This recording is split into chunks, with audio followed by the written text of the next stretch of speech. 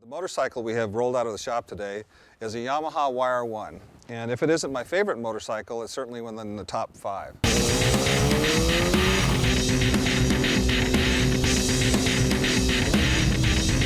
This bike is a 1967. Up until that point in time, the only motorcycles that did much in the world were the Triumphs and the other English bikes.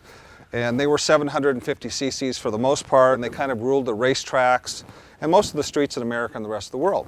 The Yamaha built a 350, but it was a racetrack bike. And it did incredibly well on the racetrack. In fact, it beat the 750s and the 650s and the 500 Triumphs and Nortons, and of course they weren't very happy with that. But what really hurt the British motorcycle industry was when Yamaha took that 350 road racer and hung lights on it and put it on the street. And that was available to everyone for several $100s. And it was an immediate success. Up till this point in time, there had been other two-stroke motorcycles. There were Villiers motorcycles from England, Bultaco motorcycles from Spain. But up to that point in time, it was kind of hard to use them because before you could put fuel in the tank, you had to dump oil in the fuel and mix it up. Here, on this bike for the first time, it has auto loop, which means that you put the oil in a tank, and then you can probably fill up the gas tank 10 or 15 times without ever worrying about replenishing the oil supply.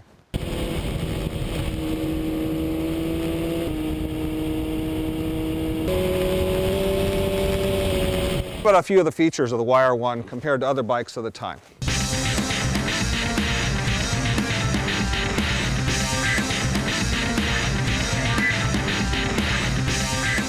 Up to this point in time, there were usually a tachometer and a speedometer.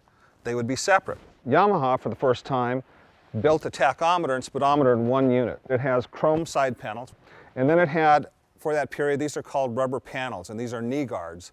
So, in theory, if you had mud or rocks on your knee or some road debris, as it rubbed on the gas tank, it wouldn't rub the paint off.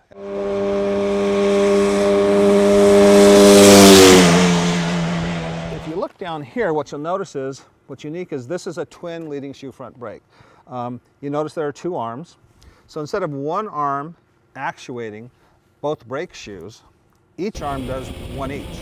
It gives you a lot more pressure and a lot more leverage, a lot more stopping power, at least for that time.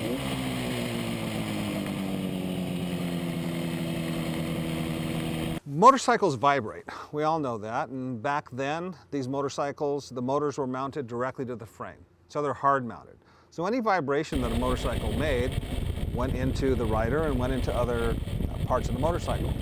Yamaha developed a system where there's a little tiny tab that you bolt in once the exhaust is tightened up, and it actually prevents these rings from loosening. But on this particular bike, if you didn't have it, pretty much every trip you'd be stopping and tightening the exhaust every 35 miles or so. The reason I do this is, while I enjoy the motorcycles, and I enjoy working on them, I always have. I've restored a lot of these bikes.